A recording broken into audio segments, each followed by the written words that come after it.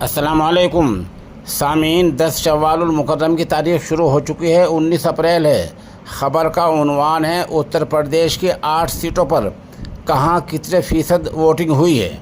चुनाचे शामली में सुबह 7 बजे से शाम 6 बजे तक 61.17% वोटिंग हुई है, यानी कैराना हलके में। उधर सहारनपुर हलके में 66.65% वोटिंग हुई है और ये 2019 की बनिस्बत 7% कम वोट है। इस तरह कैराना हलके में 61.7 और सहारनपुर में 66.65% वोट हुई है। मुजफ्फरनगर में 50% वोट हुई है। रामपुर में 55.64% और नगीने में 60%, बिजनौर में 59%, मुरादाबाद में 58.25%। ये 2019 के मुकाबले में 0.8% कम है।